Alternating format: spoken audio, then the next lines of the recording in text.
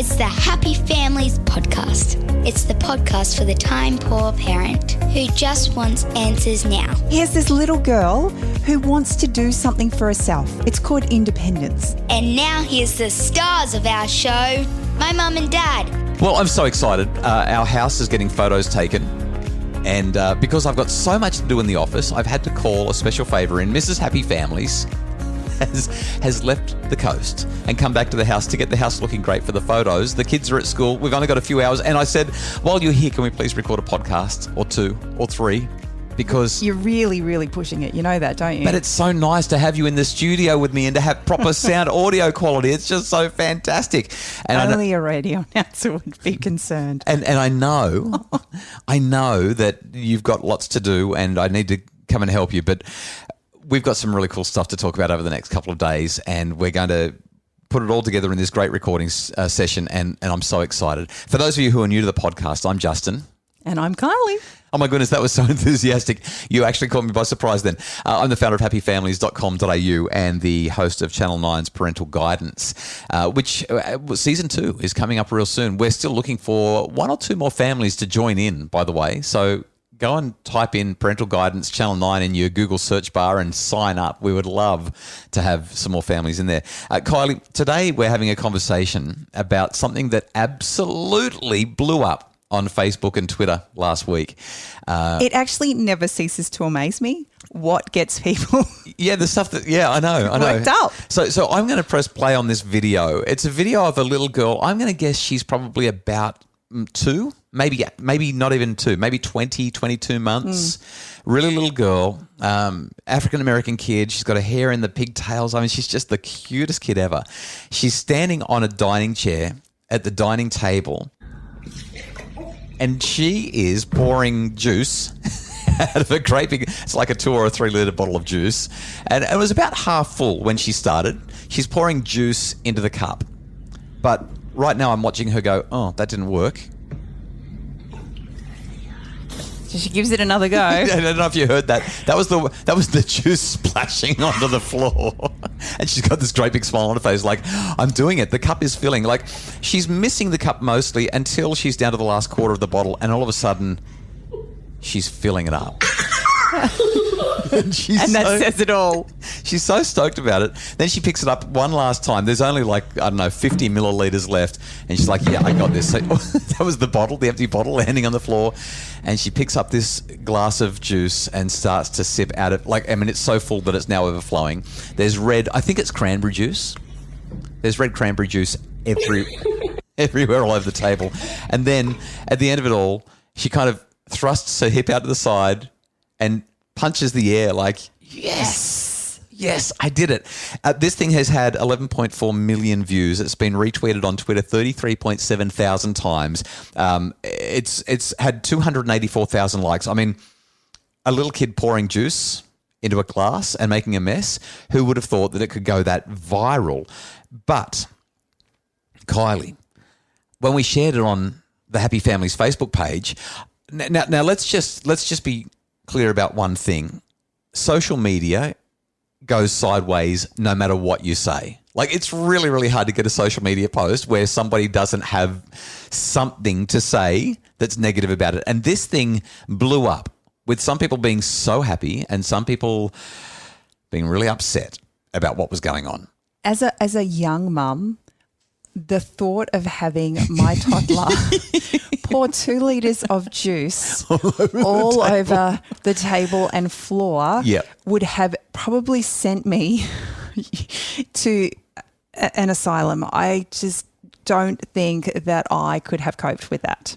So let's be serious about it for a second. Some people were really, really upset that it was a waste of juice, it was a waste of money, it was a whole lot of mess. And why would you let your child do that with a bottle? Now, to be clear, it wasn't full. It was only about half full when she began. So it's not like... But it's an adult-sized bottle. Oh, yeah, for sure. For sure. So the jug is half full, the bottle's half full, and juice is messy and sticky, and it's also expensive. And you and I were having a conversation about it, and you said when you were in your past life as a childcare worker, sometimes people would get offended when you'd send home macaroni necklaces. Yeah, you know, there are so many different cultures and lifestyle choices, and for people who, you know, are struggling from week to week to put food on the table, or who've come from countries where you just don't have enough food to turn the food into a necklace and a plaything. Just to see their kids playing with food is really offensive. It really kind of, you know, cuts to the core of the things that they feel important about. So when we think about this scenario, what we're actually talking about is a mum is videoing her little girl, but she's teaching her a concept. She's teaching her daughter to pour from a bottle into a glass. And you might say, well, is it developmentally appropriate to teach a 2-year-old to actually do this? And if you were going to do it, wouldn't you do it outside? And wouldn't you do it with a plastic cup? And wouldn't you do it with a whole lot less water, not juice, so you're not going to have the sticky mess? So we want to highlight at the outset, we get it. We know that's the obvious stuff that we can talk about. And for people who've found that challenging to watch, fair enough. Not necessarily what the point of it was all about, but fair enough. We get that it's inconvenient. And when you're a young mum, who's really got time to clean up that much juice off the floor? And how hard is it because it's so sticky? But the real purpose of us talking about it here on the podcast and the purpose of sharing the video on Facebook is because we've got to give our kids the opportunity to grow, the opportunity to learn. And often it's through making those kinds of mistakes and making the big mess that goes along with those kinds of mistakes that really makes a difference. Sometimes I think we just get so caught up in the nitty-gritty of things, like the real specificness of what's happening in that video. Can I be really specificness right now? It's not a word. It's not even a word. But I know what you mean. Sometimes on Facebook or social media generally, people will be like, I've got a problem with that, without stepping back. There's a bigger picture here. Right. Here's this little girl who wants to do something for herself. It's called independence. And she's only not even 2. Yeah. I think, though, I mean, do you hand a 2-year-old, let's just get caught up on this like everyone else for a second. Do you hand a 2-year-old a half a bottle of juice, adult sized, and expect her to be able to pour it and get it right? No, you don't. But her mum didn't expect her to pour it. Let's change the context. Let's say you're going to teach the kids to drive. I mean, do you just hand them the keys and say, hop in the driver's seat? Let's see what you've got. That's exactly what you do. Actually, now that you mention it. That's exactly what you do. You literally put them in outside of your house, probably the most expensive commodity that you own. Yep. With a set of keys, with you sitting, that they literally are in charge of your life. They've got complete control, haven't they? That's exactly what you do. Yeah, they do.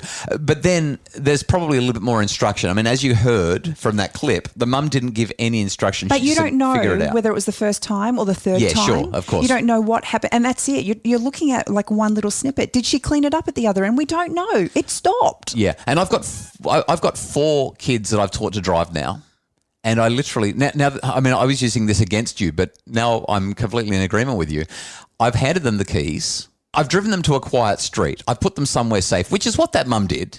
And I've known that they're probably going to make a lot of mistakes, but I've given them the keys, shown them how the clutch works, and then I've said, let's do this. For all we know, she'd put towels down before she even gave it.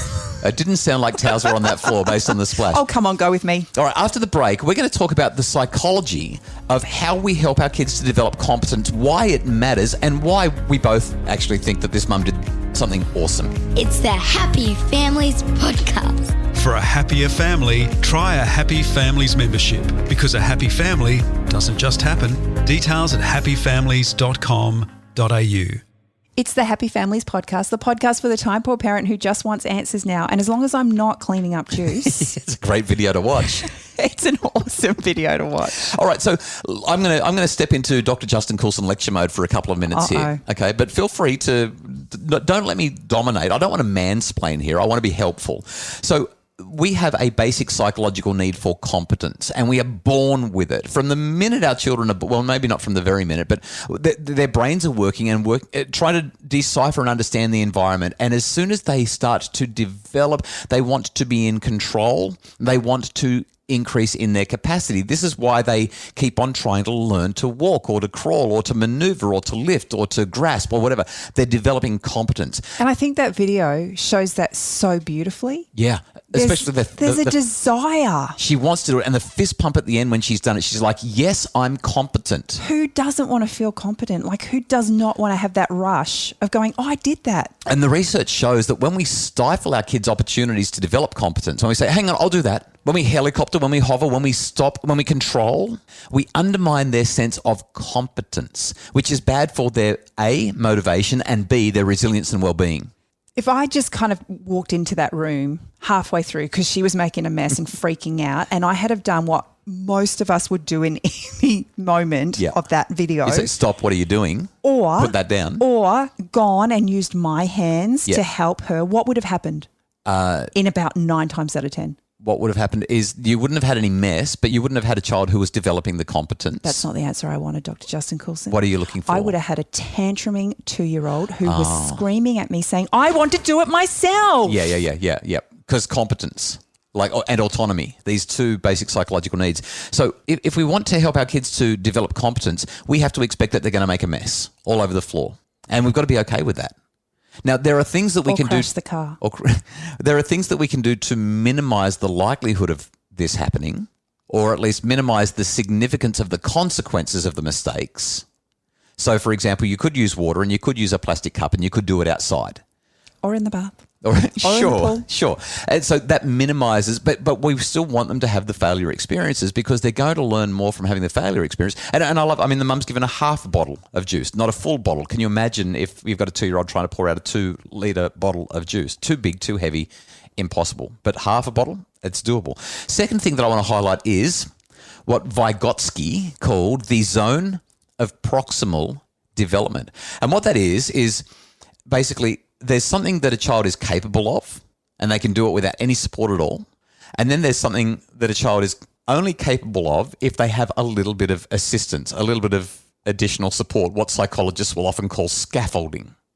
And when we get our kids working in the zone of proximal development, what that means is that we're giving them the room to stretch, to do something that they couldn't do, but we're setting them up in a way that they've got that little bit of supervision. And my favorite way of describing it is when I use the balance beam analogy, which is basically if we can use this as a metaphor, our children are walking across a balance beam that we call the balance beam of life. And what a lot of parents do is when their kids start to fall off the balance beam, they jump up onto that balance beam and they pick them up and they say, don't worry, I've got you, you're safe. And they carry them across the balance beam. But we can't carry our kids across the balance beam of life.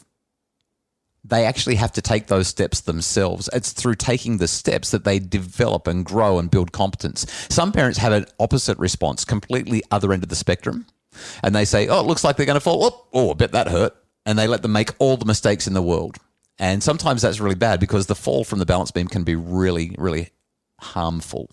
That's the toughen up princess kind of approach to resilience and to life. But in a perfect world, what we would do instead is we would walk beside our children as they walk along that balance beam. And as they start to tip or stumble, we might reach out and just let them lean against our hand for support so they don't fall without actually lifting them and without letting them fall. In other words, they make the mistake, they stumble, but instead of hitting the ground, they get to lean against our hand, recover, have a look at what they've done wrong. Then we take our hand away so they can take the next step on their own. I think so often as parents, and I am as guilty as the next person to do this, we limit our kids' capacity because we're scared that they're going to fail. Yeah. We're scared. Yes. We're scared they're going to fail, or we're scared that they're going to make a mess of things. And if you had have asked everybody at the beginning of that video before they'd seen it, whether they thought she was capable of pouring a glass of juice, I reckon most people would have said no. And even if they said yes, would people give her the bottle and say, okay, let's see? So it's one thing to say yes, capable. It's another thing to say, and I'm going to let you try. And that's the thing. How many of our lives, I mean, we are who we are to such a large extent because of the mistakes we've made, because of the errors, the fumbles, the missteps. And I just love this video because it highlights that if we let our kids make the mistakes, they'll figure it out. And the crowning moment is the bit where they do figure it out and they raise their hand in the air and pump the air like, yeah, baby, I'm the champion. I got this. I feel competent. It's my victory. We hope that you enjoyed this podcast. We will link to the clip in case you missed it in our show notes. The Happy Families podcast is produced by Justin Rulon from Bridge Media. Craig Bruce is our executive producer. And if you'd like more info about making your family happier, please visit us at happyfamilies.com.au.